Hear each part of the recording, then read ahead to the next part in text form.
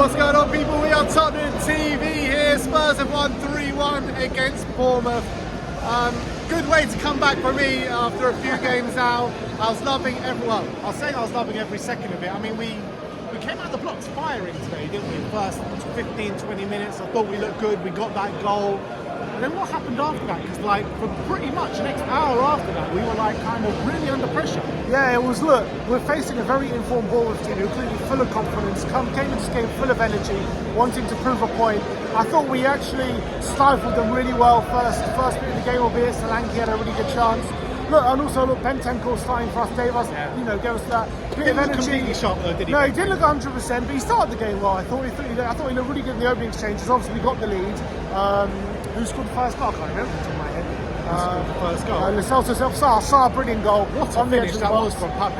And obviously, big up to Saar, who's picked up that bad injury, and I hope he makes the AFCON now, but didn't look good for him. He looked absolutely distraught. Yeah. And actually, that was a bit of a turning point in the game, I felt.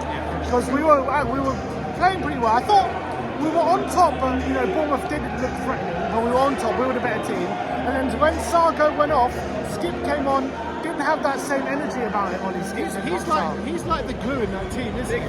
Thank you guys. Love to see. He's the glue. Fantastic result. Yeah, he's the glue in the team, isn't he? I'm sorry. He's the glue in the team, isn't he? Sorry, he's very, very important.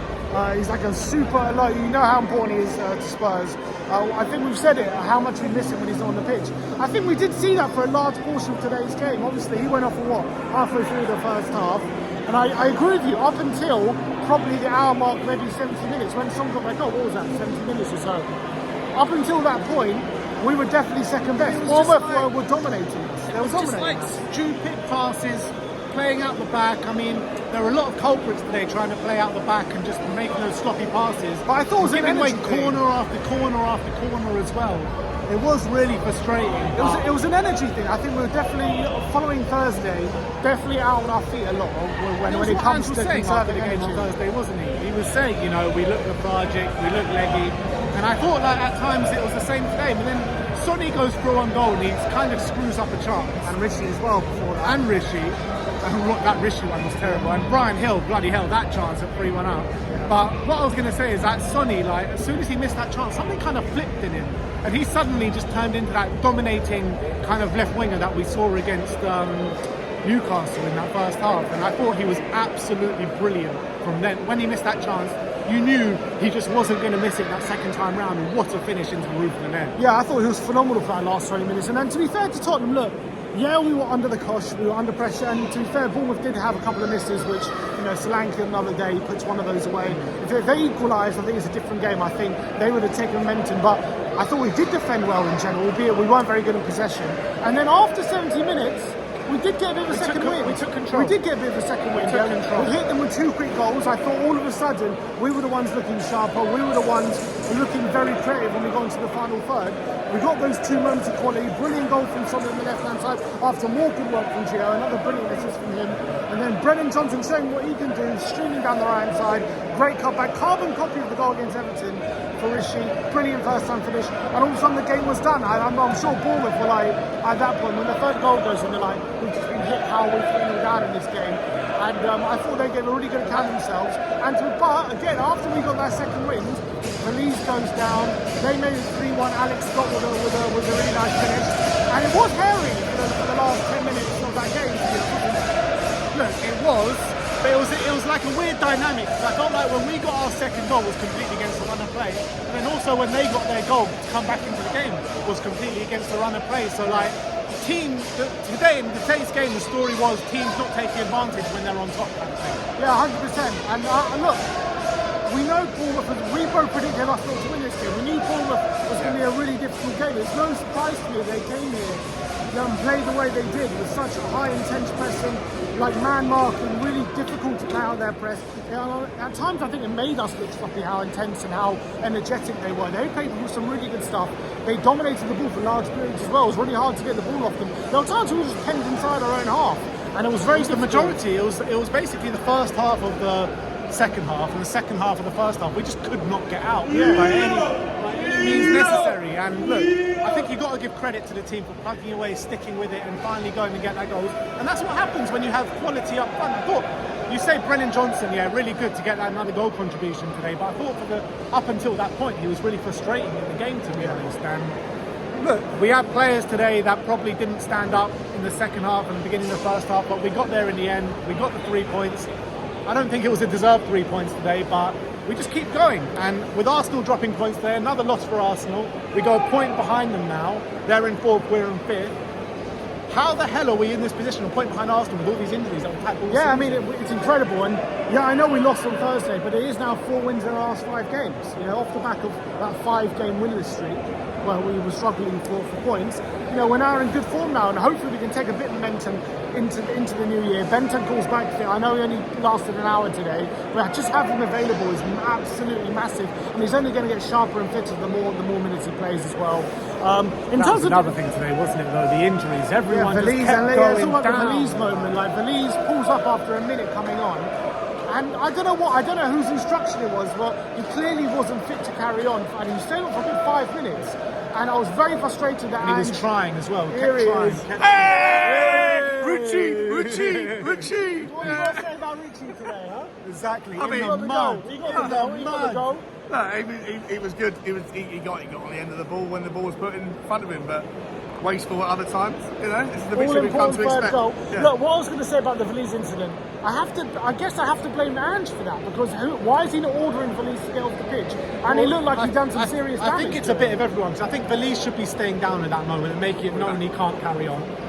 And Ange as well should be looking at it and saying, look, just get off. Just get him off. And the medical team as well. I think all 3 of them have a guilty part to play in and that. I understand, look, you know, we ran our subs, so they didn't want to play the rest of the game 10 men, but it wasn't that long to go, and you just got to deal with it. Yeah, but there was that one moment, wasn't it? Højbjerg has the option to play it left to Sonny or to play it right to Valise. Valise clearly was completely injured and couldn't take it for himself. So why didn't Højbjerg surely should have known about Valise? Yeah, and clearly didn't have the game intelligence to realise that someone was a better option at that moment, which was ridiculous. Albeit, I actually thought he had a decent cameo when he came on again today. Really helped There were calm a couple down of the dodgy team. moments in there. I thought there was some good stuff as well. I thought in our second win in that period, he was actually really good, and he helped us to get the 3 points. In terms of if Tottenham deserved the win today, at the end of the day, we showed the quality when it counted. I know Bournemouth dominated for large periods, but in terms of the real good chances created, I did think in general we probably created the better chances. Yeah, but when we're 3-0 up, you're thinking, how the hell are we in this situation? It probably wasn't a game where you thought it was a 3-0 game at that point, 100%.